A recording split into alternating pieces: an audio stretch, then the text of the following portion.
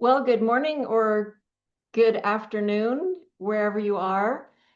I'm Caroline Fohlin, and I'm zooming in from Atlanta, Georgia, where I'm at Emory University. And today we're welcoming Eva Mulder, who is at Erasmus University in Rotterdam. And she's going to be presenting her paper, which is joint with Peter Kay, whose last name she'll pronounce for us, on holding banks liable, personal guarantees, and risk-taking in securities underwriting. I do know enough that the J is a Y. I just don't know how to exactly say Peter Koudijs.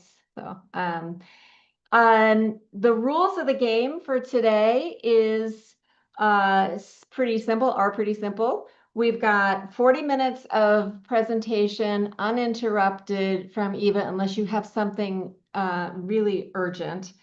20 minutes of Q&A, and as we go, you can put your questions or comments in the Q&A portion of the chat bar or option bar down below.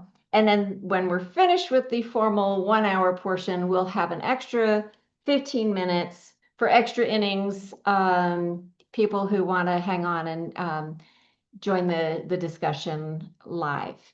So with that, I'll just remind you that in 2 weeks, we do have the next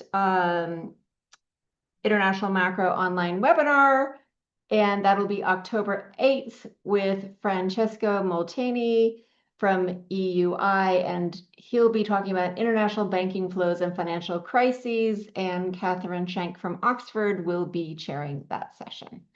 With that, let me turn over the floor, microphone, and camera to Eva. Thank you, Eva. Hi, thank you, Caroline. Okay, let me share my screen. Can you all see the slides now? Yes. Okay, perfect. Let me adjust this. Okay. So, hi everyone. I'm Eva Mulder. I'm a PhD student at the Erasmus University of Rotterdam. And first of all, I want to thank the organizers for including this paper in the seminar series. I'm really excited to present this paper. This is the first chapter of my PhD. It's joint work with Peter Koudijs, so it's not very easy to pronounce, but it's Koudijs. And also thanks to the chair, Caroline, for introducing me and organizing the session. So yeah, I'm excited to hear your questions and comments at the end. So it's titled Holding Bankers Liable, Personal Guarantees and Risk-Taking in Security Underwriting.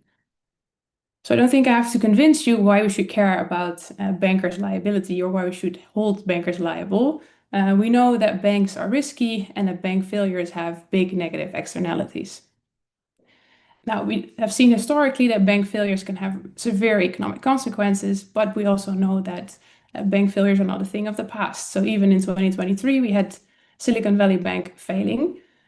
But nowadays, for bank managers or bankers, as we call them in this paper, we have limited liability as a default, which means unlimited upside potential, but limited downside risk. So that means that bankers share in the profits of a bank, but not in the losses. After the global financial crisis, limited liability for bankers was called into question again. There's, for instance, this paper by Charles Goodhart and Rosa Lastra, where they argue that maybe limited liability is not ideal for bankers. Maybe liability should be matched to power, meaning that if you're an insider in the bank, say a manager, you have direct influence over the decisions, you should have more liability compared to shareholders or outsiders who cannot directly influence the bank's decisions. And as I said before, there's still bank failures are still a thing of the present too. But however, to look at this effect of additional liability, we have no counterfactual today to exactly see if there's some sort of relation between personal liability and risk-taking. So that's what we're trying to do in this paper. We use a unique historical setting to shed light on the effect of additional liability for bank managers for the risk-taking of the bank. So the setting that we use is the Netherlands from 1919 to 1930, where we look at one of the largest Dutch investment banks at the time who engaged in security issuance underwriting. So what that means, security issuance underwriting, is that the bank would guarantee the placement of securities at a predetermined price in the market. And in this way, say you're a firm or a public institution, you don't have the risk that your shares or your stocks or your bonds are not going to be sold because the bank takes on this issuance risk. So the firm has no issuance risk anymore, and all of this risk is at the bank. Now that there is some risk is quite clear. In our setting, it's quite substantial risk of placing a security issuance fully because we have 50% of the issuances that are undersubscribed. And now this setting of underwriting securities still happens nowadays with investment banks. But what is so special about our setting is that we have individual bankers who guarantee a part of the security issuance. So it's not just the bank that underwrites the securities, it's also the individual executive board members of the bank. And in this way, there's a symmetric payoff between the bank and the bankers. And we see in the data that there are exogenous discontinuities in the size of the banker's guarantee, which is based on the size of the bank guarantee, so the size of the issuance. And we use this to facilitate causal inference to look at causal effects of additional liability for bankers on the selection of the type of issuances that they do. Now, and we know also from economic literature and from several economic papers using historical settings that general liability is effective in reducing bank risk. So for instance, Peter Koudijs has other papers showing this, but those papers, same for Mitchell and Richardson and Esty, who also look at contingent liability and find that if bankers are more liable, they take less risk. Overall, it might be that this general liability might be too crude. So all these papers look at general liability for all of the risk that the bank can take. However, you could argue that a banker doesn't control all of the risk that is happening at the bank. So they typically only have control over a limited part of the total risk taking. So there might be a potential solution here, which is what we want to exploit, is that liability defined to specific risk taking, in this case, security issuances, and this risk taking can be attributed to the bankers individually. So for every security issuance, the bank and the bankers would decide on whether to underwrite this issuance or not. So these personal guarantees serve as some sort of specific liability to risk taking to specific liability. And we see that the higher the bank guarantee, which we argue means a riskier security issuance, the higher the personal guarantee. And now ex ante might be not so clear whether this is going to work for several reasons. Some of them that the bankers could be very risk averse, then such a personal guarantee scheme would not help anyway because they avoid risk taking in the first place. There might also be reputational concerns on the bankers level, such that they limit risk taking, or there might be private benefits at play, for instance, with connections to other firms that these bankers would want to help their friends in other industries anyway. And then this setting of personal guarantees might not be effective. Now, some preliminary results is that, or some first view on the results is that actually we do find that bankers' participation in security issuances is effective for curtailing bank risk in security underwriting. So we do see that if they participate and the more they participate, this improves the overall quality of the securities selected by the bank for underwriting. Now, if we say quality of the security, we talk about how much the security has been subscribed to in the market. So it's the amount of shares that have been subscribed to divided by the total. So it can be undersubscribed, exactly subscribed, or oversubscribed. And we take the log of this. And we actually find that if on average an increase in the banker's guarantee, the average increase is about 6,000 guilders or dollars or whatever issuance currency they used at the issuance. This leads to a 17 percentage point higher subscription rate. Now the median subscription rate is 100%, so this is actually very substantial effect. And we also find that this subscription rate correlates with firm balance sheet ex ante. So we see that a higher subscription rate is associated with firms that are older, have lower leverage, and have higher reserves. So it seems to be that additional liability with respect to specific risk taking can actually improve incentives. So this could improve bank risk management in specific activities and can thus be a powerful regulatory tool if banks are thought to take on too much risk in a specific area of their business. Now, I would say our paper can be fitted into three strands of literature. First of all, the literature on liability for bankers. So I mentioned this before. There are several papers using a historical setting to show that limited liability basically increases risk taking. Now, this is all about general liability. And what we do is that we look at specific liability for one specific aspect of the bank's business, namely risk taking in security underwriting. Second, we also fit into the literature of executive compensation. So there's a nice overview paper from Edmonds, Gabet, and Yenter from 2017, where they describe the literature that has been done, the research has been done so far, and they show that the causal effects of executive pay are very important, but also very difficult to estimate. So we want to contribute to that. And second, there are some papers, for instance, one by Bolton, Milan, and Shapiro, that show that equity compensation only affects the upside of risk taking. So what we do is that we look at compensation that also includes the downside of risk taking, as these bankers might need to take on some of these unsold securities at security underwriting. Finally, it also fits into the literature on the Dutch financial system in the early 20th century.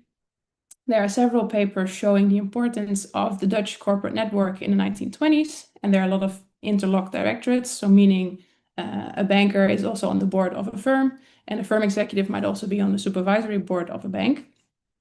So we add to this literature, and we also take into account in our regression the fact that these bankers might have ties to firms as well, and we control for this. Now, some background information. What was it like, the underwriting business in the 1920s? So after the First World War, security markets boomed in the US, but also in Europe, and actually especially in the Netherlands, because the Netherlands was neutral during the First World War. So they maintained a lot of their business relationships and even expanded their business network because they profited as a neutral entity. Now, investment banks play a very important role in underwriting. So what they do, they guarantee the sale of the securities, either stocks or bonds, at a predetermined price. The way this works, if it's successful, so if all these securities are sold to the market, the bank would receive an underwriting fee.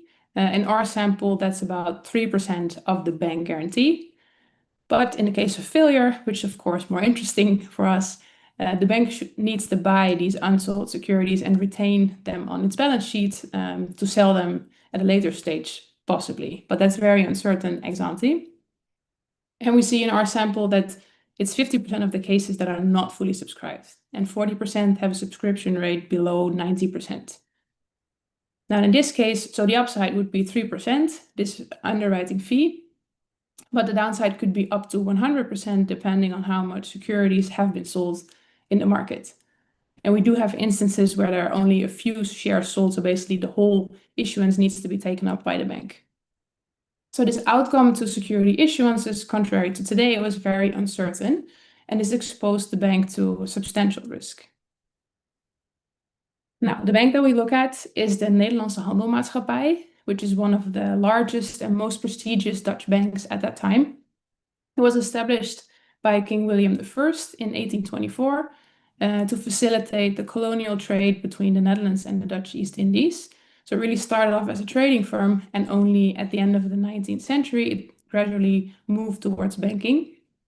So I focused on banking from 1880 onwards, which also then included underwriting. And the banker started to personally underwrite securities from 1909 onwards. And it stopped in 1937. But the most active period is from 1919 to 1930, which is also when the stock market booms. So there are a lot of security issuances there that we can look at. So that's the reason why we focus at this period. So after the First World War and until the effects of the Great Depression materialize in the Netherlands. Now you might ask, why did they set up this system?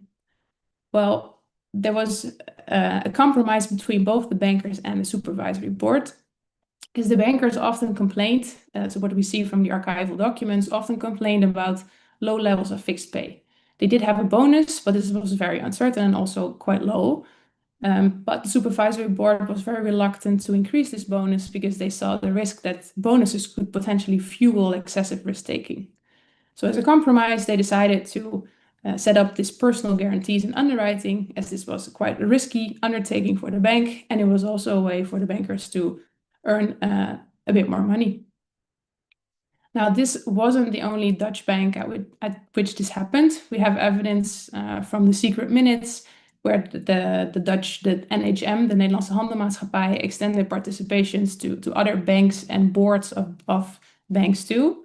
But this is the only Dutch bank for which we have the complete and detailed archive available. So that's why we focus on the Nederlandse Handelmaatschappij. Now, this is one example of how this secret minutes look like, how they decided on underwriting.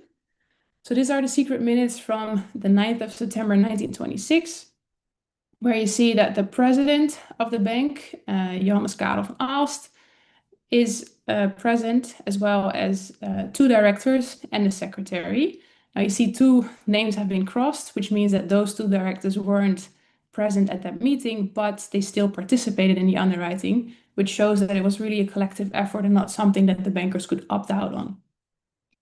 And apologies, it's in Dutch, but what it says more or less is that they've decided to accept a participation from Mendelssohn & Co., which was a banking house based in Amsterdam and in Berlin, from 4.5 million guilders in a bond for the municipality of Amsterdam of 4.5%, which in total is 9 million in size. But already part of this has been issued in the market. It will be bought by the syndicate at 99%, and it will be issued to the market at 99.75%. And now on the next page, they show that for the syndicate, the Nederlandse Handelmaatschappij, so the NHM, has held around 2 million and extended a participation to its directors. So you see that the president takes 50,000, the directors all take 40,000, and the secretary takes 30,000 guilders. Now you see that Karena de Jong, that's the last director, actually has 20,000 because he just started his job at that time, and for some reason they decided he was also quite young still, so maybe it had some had a financial reason, but he didn't have to participate fully in the first year, so he only took half of the other directors. And so then at the 14th of September, the bond is issued, and it didn't go so well. So only 3.3 million bonds of the 9 million have been sold to the market. So the syndicate had to take on 5.6 million. Now the share that the Nederlandse Handelmaatschappij had to take on this was 1.4 million. So subscription rate was about 37%. And at the same time of this 1.4 million, the bankers also had to take around 140,000. And then later on, they say that between the syndicate members, they have agreed that they will try to sell off these securities, these bonds at a later stage. But that's, of course, very uncertain and also unlikely for the bank that they would be able to sell them off at a higher price or at the same price anytime soon, because otherwise they would have been successful at placing them in the first place. So the underwriting practice, the bank would then receive these offers for security issuance, which it could accept or reject. So these offers would come from firms and from public institutions like the municipality of Amsterdam. And why did the bank engage in this? Well, it was first to obtain profits, because they always receive the underwriting fee. And second, also to maintain relations with either firms or other banks that they often participated with in a syndicate. And now the way they receive these offers is very important. So you could have direct and indirect offers, meaning direct as one of the co-leaders of the syndicate, whereas indirect was a participation via another bank. So those were often much smaller issuances for the bank and much less exposure. So for that reason, we focus only on the observations where the bank is one of the lead underwriters. As you saw in the previous example, where they take 4.5 million, that's really a substantial amount. And they were co-leaders together with Mendelssohn. Why we focus only on the observations where the bank is the lead underwriter is first because the issuance are much larger. Second, because there's active decision making, so they can actually negotiate with the firm on the terms. And lastly, but maybe most important, their reputation is actually at stake if they're a lead underwriter. So if a firm or a public institution would issue securities, they would publish a prospectus, which would always have the names of the underwriters on there. And the first underwriter was always the lead arranger. But still all the names of the leaders of the syndicate would be present on the prospectus. That wasn't the case if you took just a smaller participation, a smaller stake. And we argue that that's actually the way in which the public can see which banks are leading the syndicate. And if it goes wrong, then they also know who to turn to. So this is what the underwriting data looks like. On the horizontal axis, we have the bank net guarantee in thousands, which can be either guilders or dollars or other currencies, but it's mostly guilders and dollars. Also a few pounds, but mostly guilders and dollars. And then on the vertical axis, we have the banker guarantee, also in thousands. And you see that the blue dots represent the president of the bank, so Van Aalst. The red dots is one of the directors. So there were always between 3 and 4 directors, but now for visibility, we just take one. And the secretary in black. And you see that despite there being a lot of deviations, overall there's a clear pattern in the data where there are discontinuities that once the bank net guarantee exceeds a certain threshold, the banker guarantees jump up.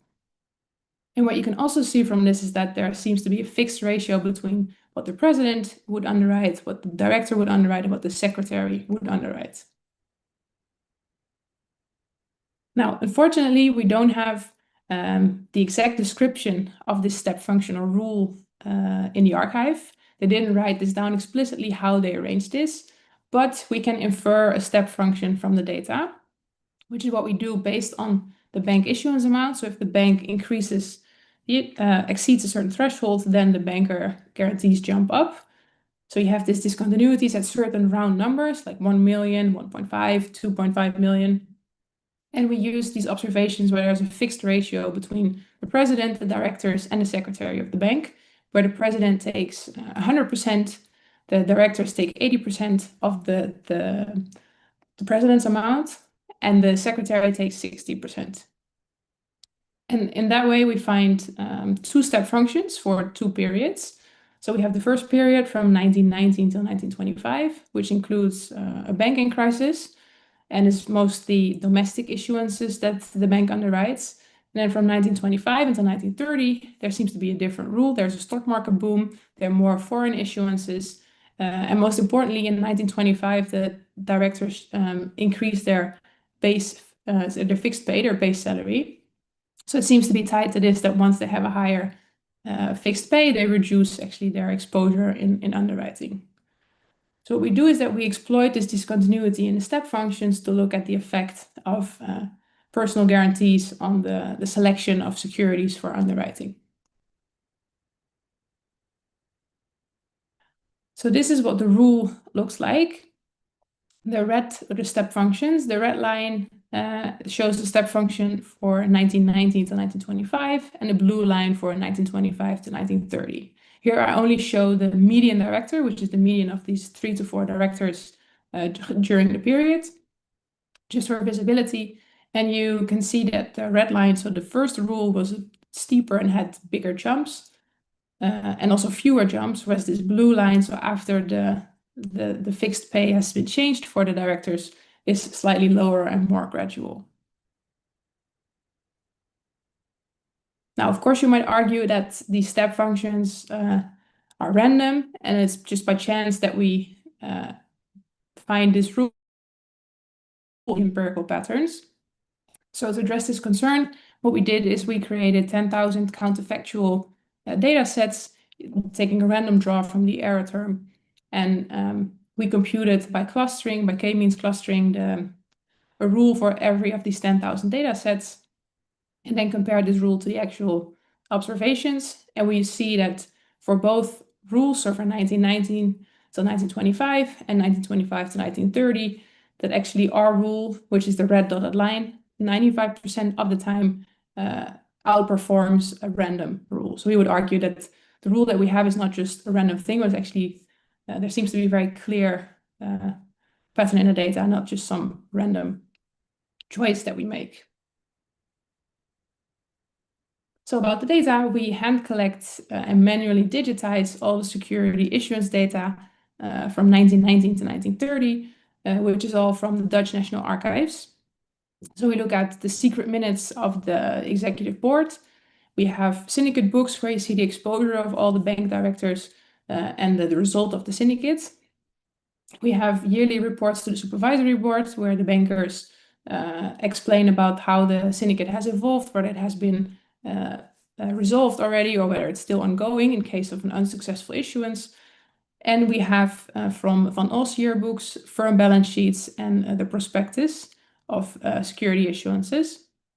So this gives us data on the issuer, the issuance amount, the bank guarantee, the banker guarantees, the type of security.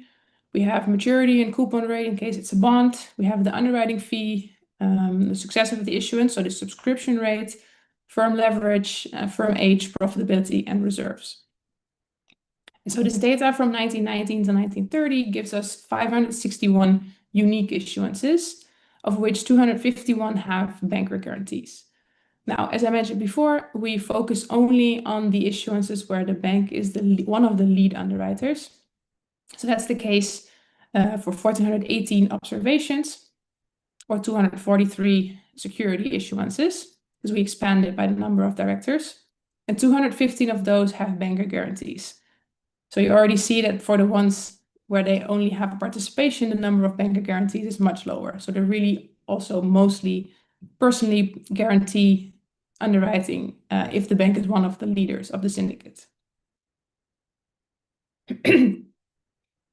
So here is a kernel density of the log subscription rate. In this way, you can also see why we use the log, because at 0, it means that the issuance is fully subscribed, and everything above 0 means that an issuance is oversubscribed, while everything below means that an issuance is undersubscribed. And I plotted for the observations where the bankers follow exactly this rule. So where the amount of the banker is exactly the same as the predicted guarantee by this rule. The blue dotted line is when the bankers underwrite more than what was predicted by this rule, and the red is when they underwrote less than what was predicted. And you already see, I mean, you saw this before in the scatter plot, that there are a lot of deviations from this rule. And it seems to be that the bankers especially deviated for issuances that were quite unsuccessful. So then they would underwrite less, and they also deviated in the case that it was especially successful issuance, and then they would underwrite more. So that's a bit of a problem if we want to look at the effect of this rule. So what we do then is that we use this rule, the step function, as an instrument in an intent to treat design. So we have an IV where the first stage is the actual banker's guarantee regressed on the predicted banker's guarantee, so the instrument, where we include a bunch of control variables. And then we use this in the second stage. So we have our main dependent variable, which is the under or over subscription to an issuance. And we take the log of this, which we regress on the instrumented banker guarantee. And then we include a lot of control variables. So we have the share of the bank in the syndicate, dummies for whether it's stock or bonds, public, private, foreign, domestic, whether there's an interlocked directorate, and whether the bank is the main lender of the firm. And we also include fixed effects. So we have BIN, banker, year, and industry fixed effects. Especially the BIN fixed effects are important. I'll come to that next. And we cluster the standard errors on the issuance level. As for every issuance, we have 5 to 6 directors. So here is a plot of some of the bins that we use, and we compare with this bin fixed effects all the observations within one bin. And a bin would range from the exact middle of one part the middle of a step function until the middle of the next step. In this way, we would only compare issuances that are relatively similar in size in bank guarantee, but are just above or below discontinuity, and we ensure that just the size of the issuance is not driving our results. So this is a balancing table of the mean below and above the discontinuities. So we use bin fixed effects here, and again we cluster on the issuance level, and you see that for the first three variables, there is on average the mean is much higher above the discontinuity, which is by design. If you're above a discontinuity, then the bank issuance by design is higher, and also the banker and predicted banker are higher. This difference is significant, but that's all by design. Then we have the log subscription rate, which is our main dependent variable, which is also higher above the discontinuity, borderline significant. And we have the fully subscribed dummy, which shows that above the discontinuity, around 55% is fully subscribed, whereas below the discontinuity, this is only 44%. And again, this effect is marginally significant in the balancing table. Now we have a lot of control variables that we include, which are all quite balanced, but we include them nevertheless in our regressions. And finally, we have also a first lead variable, which is a dummy equal to 1. That's the last variable in this table, which is a dummy equal to 1 if the bank is either the sole underwriter or the first mention on the prospectus, so really the lead arranger of the syndicate. And we see that that also doesn't really change above and below the discontinuity. So how am I doing in time? Okay, all good, I think. So in terms of results, what we see is indeed that these banker guarantees have a positive effect and significant effect on the quality of the issuance. So if we look at the OLS, the coefficient is about 0.032.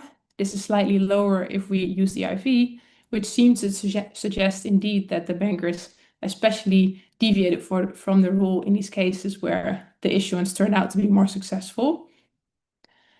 Now, how to interpret this? So if we look at column 3, we have an average jump in the discontinuity, so from below to above, is around 6,000 guilders.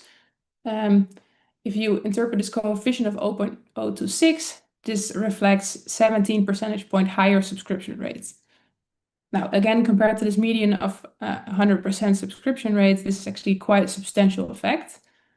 And we see, by the way, this regression includes all fixed effects and the control variables and clustered on the issuance level.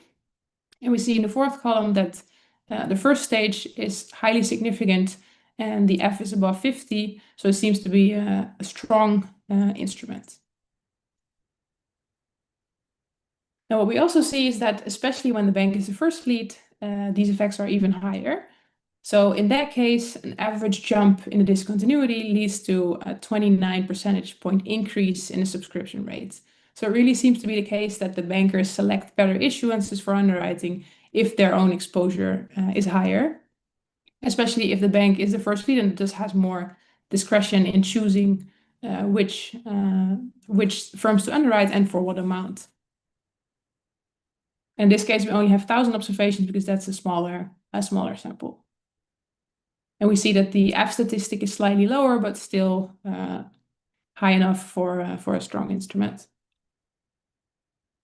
Now, of course, you might wonder, does the subscription rate actually tell you something about the quality of the firm?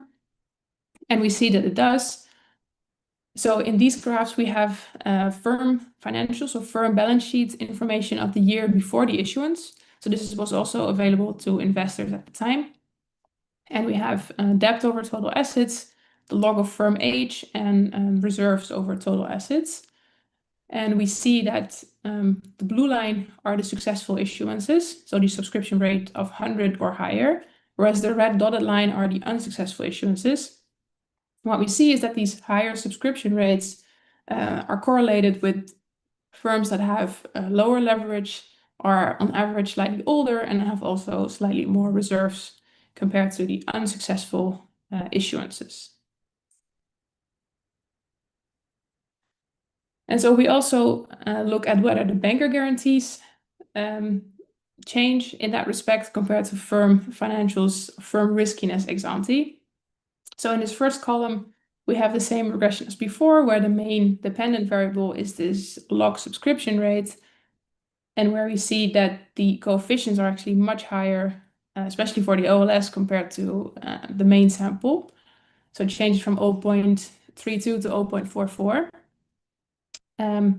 And also the IV coefficients are much higher. So it seems to be especially for firms that these additional banker guarantees lead to higher quality firms to be selected.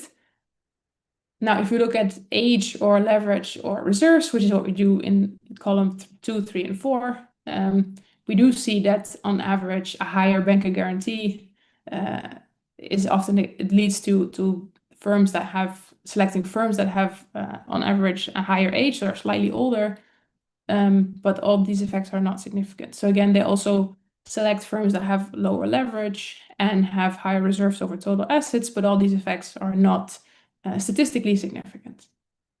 While at the same time, for the first stage, we again see that the instrument is quite strong.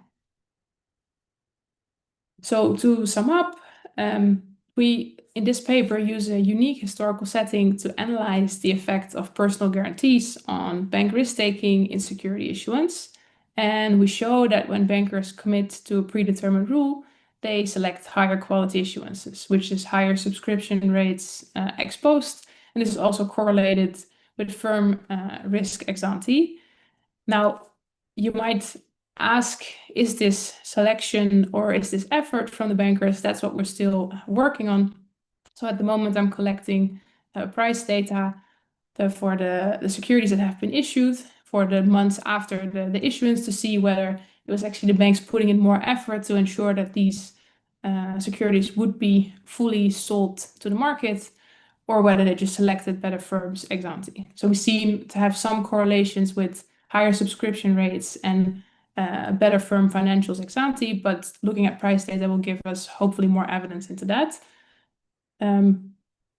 So far our findings suggest that additional liability with immediate exposure to downside risk could actually improve bank risk management in specific areas. So the way to think about this nowadays, at least how I think about it, is, for instance, if you have escrow accounts or clawbacks for bankers for a specific risk-taking activity, where policymakers might argue that the bankers would take too much risk, you could set up this account and tie it directly to specific banking activities and have this liability exactly at the decision level of the bankers. Thanks a lot for your attention, and I look forward to your questions and comments. Thank you so much, Eva. We have one question already in the Q&A, and I encourage viewers to start populating that Q&A with your questions. The first question comes from Will English on slide 12. Why not convert all of the deals to the same currency? That's an excellent question. So we thought about this, but even in other currencies, they always take round numbers. So it makes more sense to keep this, even though I agree that sometimes it matters whether you have 20,000 US dollars exposure or 20,000 guilders at the time. I think it was like 1 to 2.5. But if we convert them, then we don't have these round numbers anymore. Okay. If I'm going to take the privilege of being in control of the microphone to ask you a couple of questions. One of them has to do with the timing. You include here the period around the hyperinflation that was taking place in nearby countries. And I wanted to know to what extent that might have impacted what was happening in the Dutch market. And a second question is, in other countries, the ones that I study, especially Germany and the US, there are a lot of new companies entering the stock market with equity, with stocks. at this time. And it looks to me like your sample includes a very small share. I think your paper said 2% of issuances were IPOs. And I don't know if it's not that huge a number total from looking at your chart and or your summary stats, and over 3/4 are bonds. So I know bond finance was really important, but that leaves kind of a small number of stocks and IPOs in particular. So I wanted you to address those two questions for right now. And then I have Will has a follow-up, and I'll let you speak and address everything.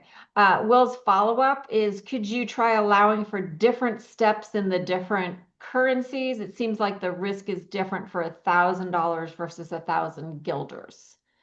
And then once you've answered all of that, Chris Colvin has his hand up, and I will let him ask his question. But I'm going to give you a few minutes to answer these questions.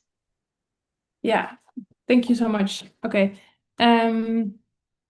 First, to Will back about the currencies, I think it's a good point. Whether we could use different steps for different currencies, I would love to, but we have just too few observations to then have a rule that's reliable enough. So we have several constraints for this rule, that it should be increasing with the bank guarantee, for instance, that the step should be at least as big as the previous step. And for some current, and that should be at least two observations for each step. And if we use a different step function for every currency, we can't take any kind of rule from this, because then you have often steps that have only one or two observations. So it's a very good suggestion. I wish I could do that, but unfortunately we have just not enough power to do that. Then on we do, by the way, control for whether it's a foreign or domestic issuance. So that also says something about the currency, and that doesn't really change the results. So I hope that addresses your concerns. Now, to Caroline, thanks for the questions. So indeed, it also includes the hyperinflation period in Germany.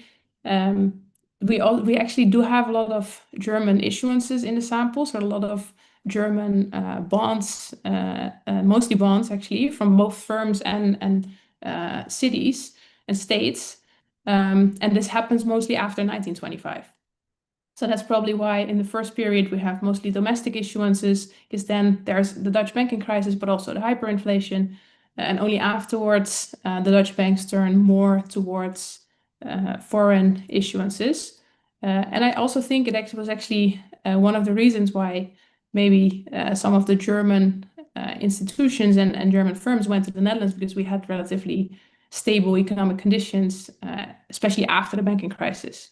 So it was probably more, and this Dutch bank had a lot of relations. Like the example that I showed was with Mendelssohn and Co. So had a Berlin office, so had a lot of relations with German banks that could help them issue the securities, but they preferred apparently to issue it on the Amsterdam Stock Exchange.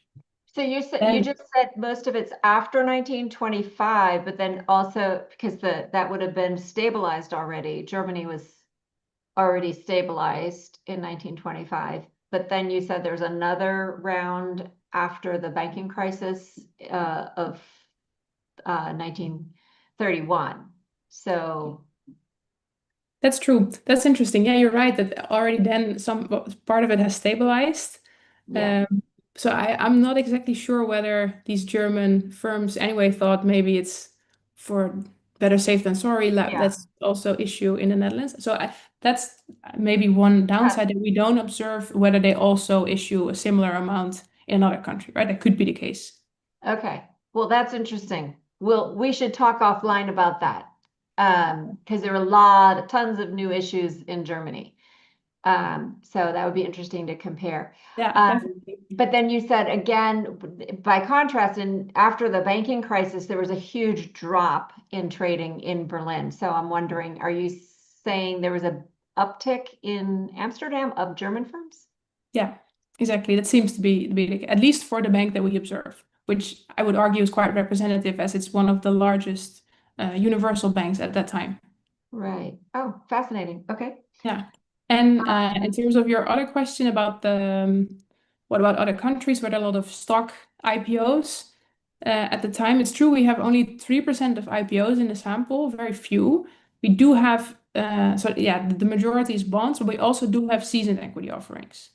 But that's Right. mostly from domestic firms. So the way I think about it is that if they would underwrite a foreign issuance, they would prefer it to be bonds. Right. Interesting.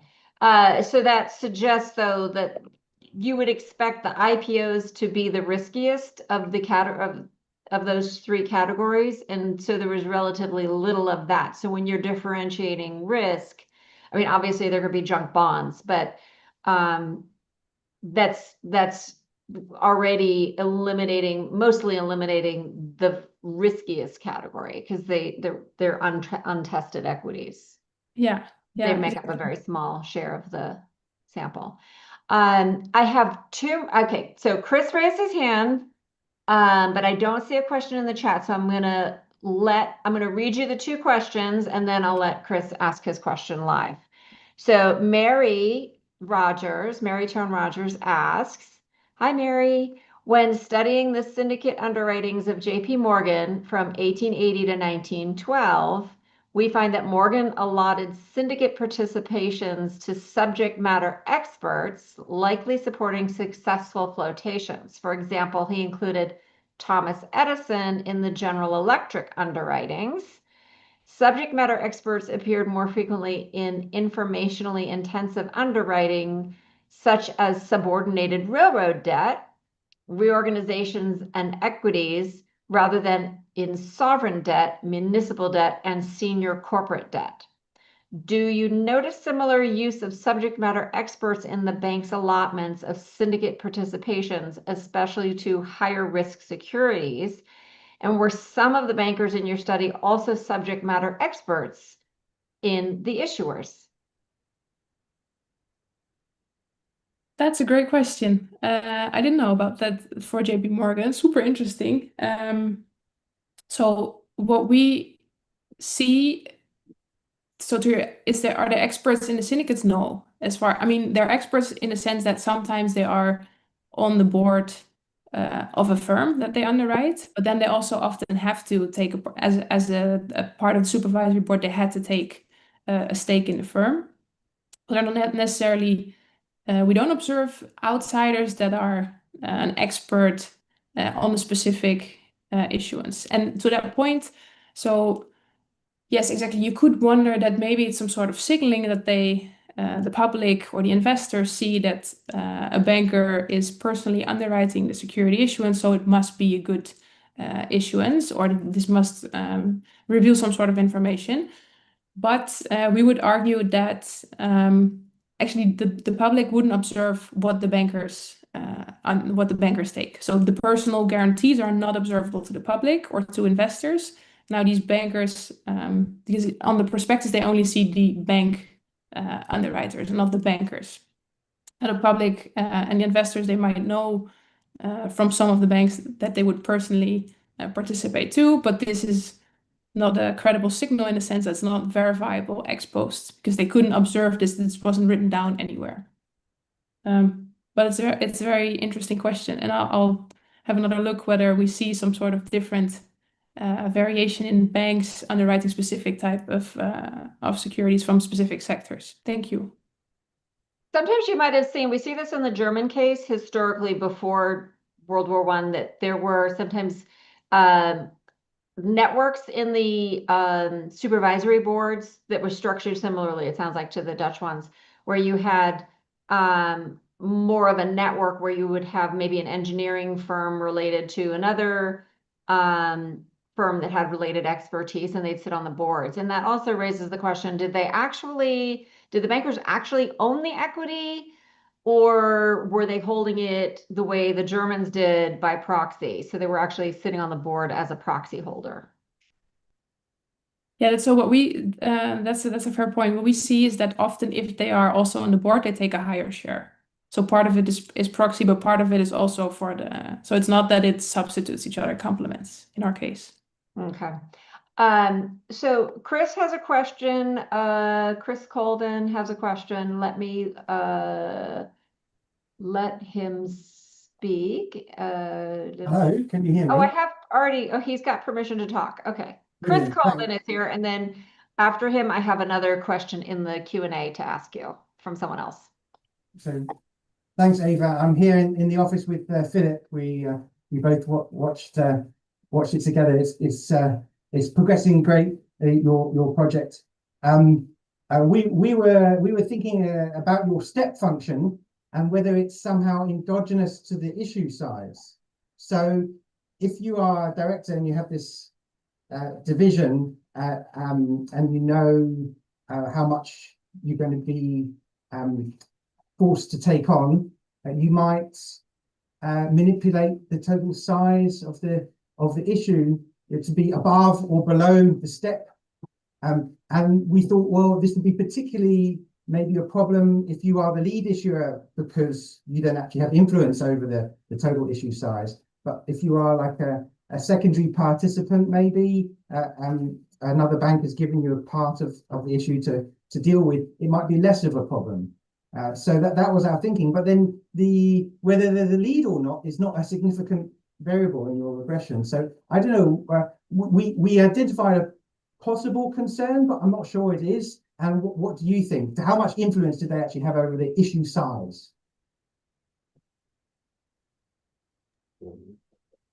Hi, Chris. Hi, Philip. Thank you. I'll put myself on mute. Hold on. How do I do that? Okay. Hi, Chris and Philip. Thank you for watching and thanks for the questions. Very good points. Because yes, I actually think that was partly the case. So indeed, if the bank is they could manipulate around this threshold. So the way we think about it is that the firm or an institution would come to the bank, would be like, we want to raise this amount of capital, of stocks or bonds. And then these bankers, since they know that they have this rule, they would think about, okay, maybe especially for the first lead, we can actually negotiate this. Maybe we make sure that we're just below this discontinuity, so that we don't have to take that much exposure if we think this might be quite a risky issuance. So yeah, that could be a threat, but then in the results, you're right that it's on the balancing table, not significant. The coefficients are higher if we only look at the observations where the bank is the first lead. But it's still in both cases. So even if you look at all the observations, I don't think we have enough power to only look at the observations where they're not the first lead. But if you look at all the observations, the coefficients are smaller, but it's still significant. So there might have been some manipulation around the threshold, but I don't think it's a real threat to the interpretation of our results. Also, because if you look at these graphs with the step function, doesn't seem to be a lot of bunching exactly at the threshold. It seems to be nicely spread out. So I think it's true that if they are the first lead, there are some different dynamics going on. I think we can explore this more, but I'm not, I mean, correct me if I'm wrong, but I'm not too worried yet about the threat to any validation of the results.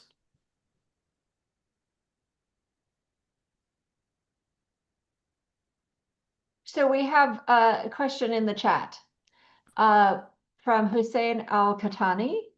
I'm not sure if I pronounced that right. What was the reason for bankers to underwrite securities versus the bank itself?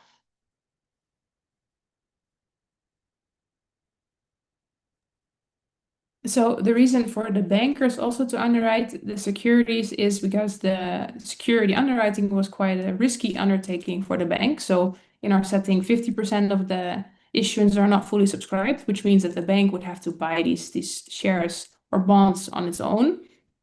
And since the bankers actually wanted to have a higher salary, and the supervisory board was worried about just giving an extra bonus will misalign incentives, that's how they came up with this idea that, well, if you want to have additional compensation, then you might also take more risk. And let's do this in the area where there's actually quite some bank risk, and where the bankers also, for each issuance, decide on whether to underwrite yes or no. So that's how why they decided to share this, why they came up with the system, and why they decided to let the bankers personally participate. And this is not only common it was actually also quite a nice way for the bankers to earn some extra money. So this wasn't unique to this Nederlandse Handelmaatschappij, but also happened at other Dutch banks at the time. I hope that answers your question. Does anybody else have a question? The Q&A is currently open, empty. I've answered everything there. So I'm going to jump in to ask another question for my curiosity. Do you have access to the same information from other underwriters? And could you broaden the sample, cross-sectionally by looking at other banks, so you know how well this example, applies. And then also I'm not clear on exactly how much detail you have on the interlocking of these supervisory boards. But if you've done any of that, have you considered looking at something like what Mary Rogers mentioned, where you've got a big player like JP Morgan and more generally what was known as the money trust in US, which was like the big banks that had a lot of, underappreciated level of big bank, almost like universal banking, where they sat on the boards and they had, literally was called the money trust. You could compare in a diff and diff sort of, if you had a major event, like a financial crisis, you could compare how the role of that money trust interacted diff and diff style before and after, if you had a membership in this money trust, kind of, if you had that similar structure in the Dutch case. Thanks. Yeah, it seems to be quite important, these board connections. There are actually also quite some papers already on this that look at the banking crisis from some of the people that are attending the seminar too, where they look at the predictors of banking crisis and where it helps to have board connections with a bank. And it seems that, yeah, it does help. So we haven't really exploited that further. We use it as a control variable and it doesn't seem to affect the results. So I did collect like what type of connection there is. So whether it's someone from the bank supervisory board on the board of a firm, or whether it's the executive board on the board of the firm. For now, I just use a dummy, so I guess I could look a bit more at this variation. But then again, it's not that we have hundreds of observations, so I'm afraid that the difference in difference is not going to be very easy. But yeah, it would be really cool to do something like this. And also it could be like in the German case, again, with my work before World War I found that they were issuing more securities in listed, traded in the markets, if they were a member of the, if they had a banker on the board. And so even conditioning on having, the other variables the same, they were more likely to be issuing securities traded in the Berlin Stock Exchange. So that's the sort of thing. I don't know if that was a parallel issue there, that you had some that weren't actually listed, that you could issue these securities, but they weren't traded in the major stock markets or listed. All of the observations that we have are listed and are traded on the Amsterdam Stock Exchange. And I think it's also important to mention, especially for the second period, we have a lot of foreign securities, and both firms and governments. And there it's never the case that the bank has a personal connection. So it's mostly for this first period. I think it played a very important role, but I'm not sure whether we have enough power to tease that out exactly. But so thank you.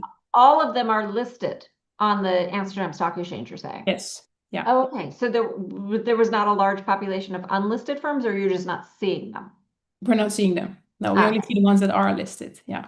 Okay. Got it. I think Rui has his hand raised, and we're now hitting 12 o'clock, and he may have a question. Rui, do you have a question, or are you telling us to stop talking? No, I do have a question, but Okay. yes, this is the formal moment to stop and then immediately continue. So, Okay. yeah. Yes. All right. So for people who want to stay tuned. It's been an interesting discussion. We'll just carry on. So I have several questions, right? So first of all, observations. This is fantastic work, and I mean, this is one of the fun things of doing financial history, right? Because history gives you all these nice natural experiments you can play with. So this is super exciting. My questions. There's literature on historical IPOs and how the reputation plays a role and so on, right? You know what I'm talking about. So I wonder whether the bank made something out of this, right? So this was a change in policy 1909. You've been quoting secret minutes. Did they want the market to know about this? Did they not? Because, and going back to Chris and Peter's question, this step function look highly predictable, right? If you know what's going on, right? So if the market knew what was going on based on the size, they perhaps could predict that there would be more skin in the game from the bankers, as it were, right? But all of this depends on whether the bank really used this as a signaling device or just kept it from the market. And then another one, what happened past the first day, right? So your evidence is striking, right? But sometimes there might have been just temporary liquidity squeezes, right? They may have timed it wrong.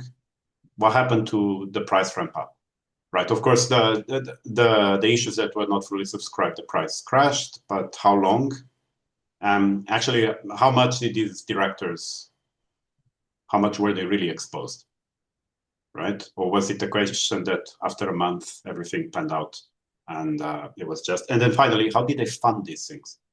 I guess they quickly rolled out, right? If it was a success, they quickly offload their positions, but how did they fund? Was it a requirement? Could they borrow? Do you know anything about this? Thank you. Thank you for all the questions. Very good points. So first about the reputation, that they want the public to know about this. So I think the public knew about this, as this also happened at other banks, but I don't think they knew the exact this step function. So I think they had a hunch of that probably these bankers might participate too, but they didn't know that, okay, if the bank has a higher crosses this certain threshold of 1 million guilders, then the bankers need to take more. And I think the bankers could maybe tell this to their buddies or their other investors, but I mean, this is in the end not credible because ex post you don't know who took what share exactly, at least as an investor. So I think it really wasn't so much about signaling, but really about the reputation of the bank was important in the sense that they would underwrite good securities. And the way to ensure this was, according to the supervisory board, and as we also see in the setting, by making sure that these bankers take a share of the underwriting. So about the price ramp up, that's a very good point. So I'm currently collecting the price data. It seems to be quite tricky because for some, especially if they're not successful at all, they're not traded for months or sometimes even a year. So then it's quite hard to sell your securities afterwards.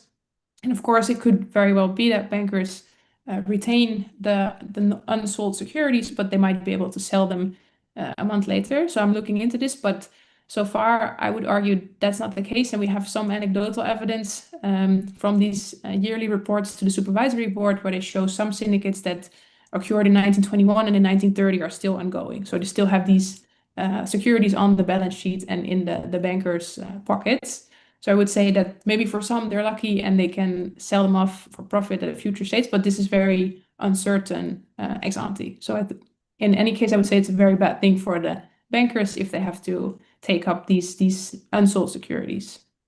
And finally, on how they funded it. So the way I understand it is that, or what we also see from the archival documents, is that these bankers often either paid it themselves or, especially if it's a quite substantial amount, they would take a loan at the bank and repay this either with their salary or their bonus.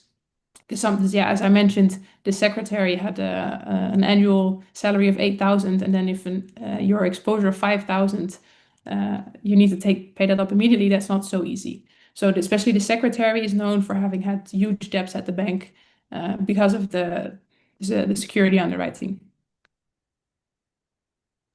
Yeah, but that's very interesting, right? Because I guess these directors had privileged access to these lines of credit, as opposed to the rest of the public. So it says, in a sense, it was a guarantee, but it was levered, right? And the bank was behind this in the end.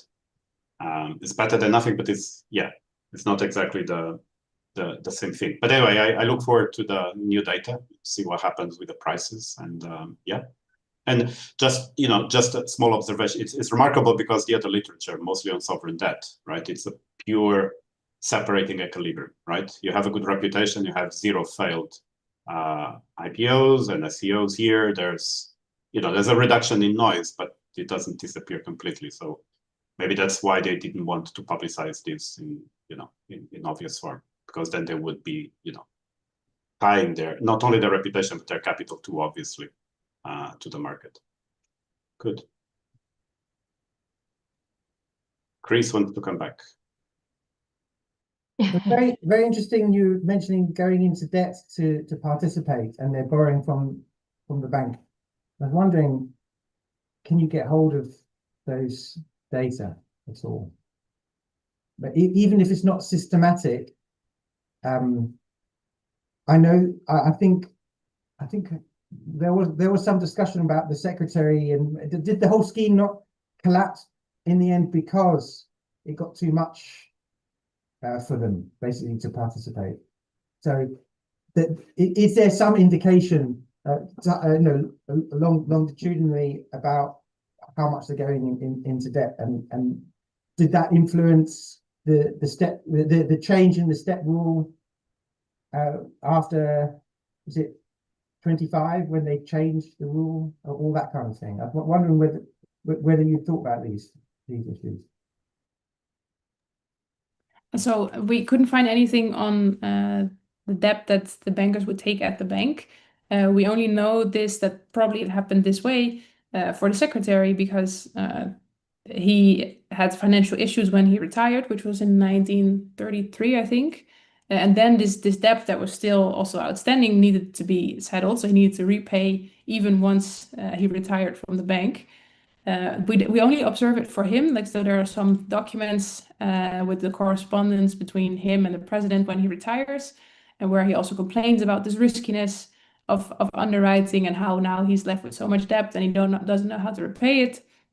But we don't observe this for the other bankers. So either those were able to take the exposures every time, or the data, the archive just doesn't have that data anymore. Regarding on whether this determined the change in the step function, or whether this is why the system broke down, I don't think that's necessarily the case. The system broke down around 1933, 34. There was discussion already, and the supervisory board argued that it was inappropriate for the bankers to personally participate, especially because they only did it from the 1930s onwards for some municipal bonds in the Netherlands, and then 2 or 3 per year, so very few because they didn't want to take any risk anymore. So at that point, they just decided not to do it anymore. And then the supervisory board was like, well, then just abolish this whole system, because if it's the whole point is you aligning your incentives with the bank, but then if you don't select those securities anymore, then we might as well just stop this.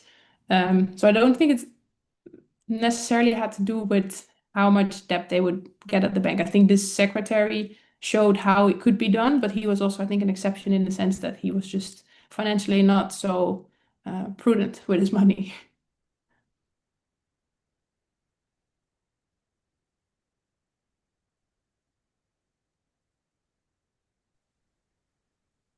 Leighton. Oh, Yeah, hello. Well, thanks again for this is very interesting. All this micro level data. I'm looking at the one slide before the last one on the riskiness, and so when you have these there 3 measures of age, leverage, and reserves. So can I interpret this? I mean, from the figures from the slide before, and also it doesn't seem to be very significant. These risk measures in terms of their impact on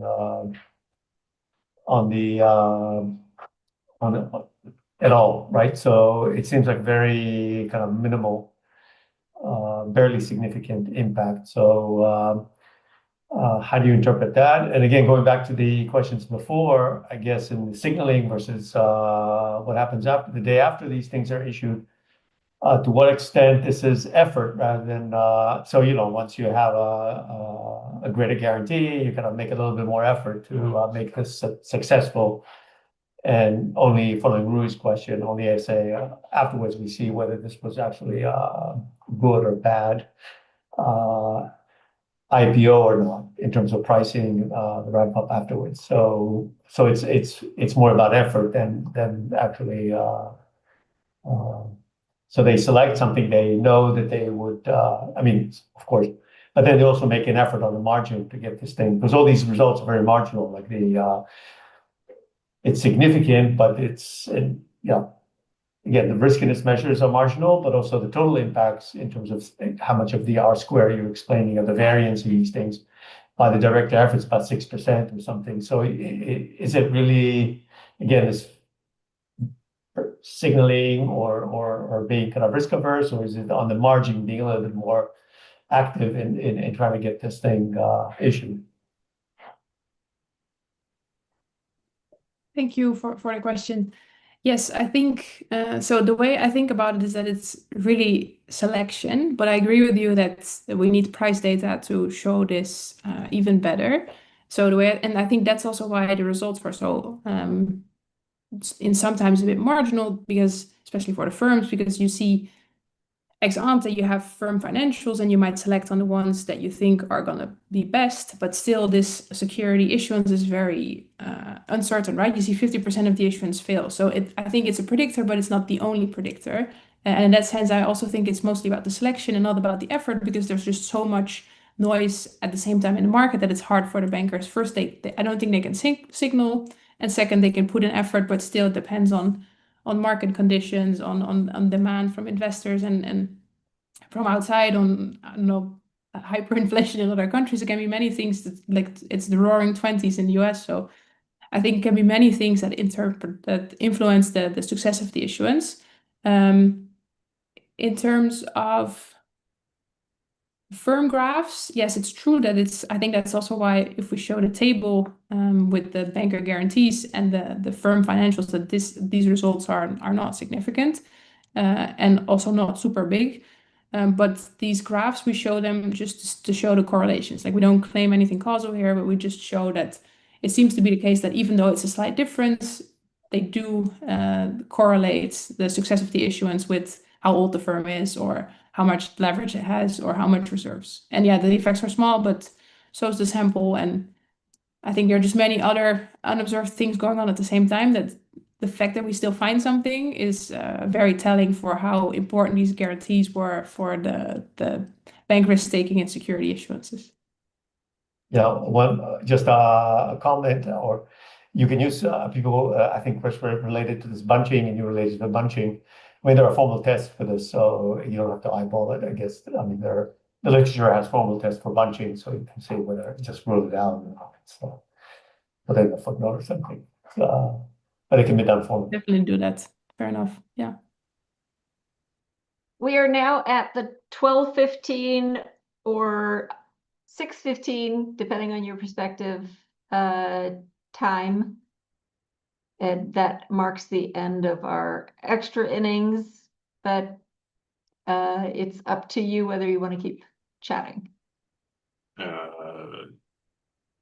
I think we have to stop, to be fair to everyone.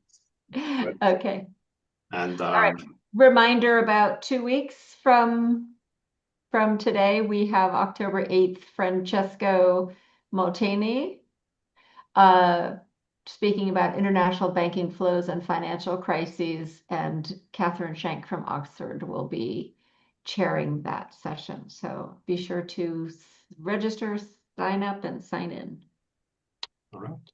Thanks, Caroline and Eva. Looking forward to the continuation, and see you around. Yeah, thank you. Thank you. Okay, bye. Bye-bye.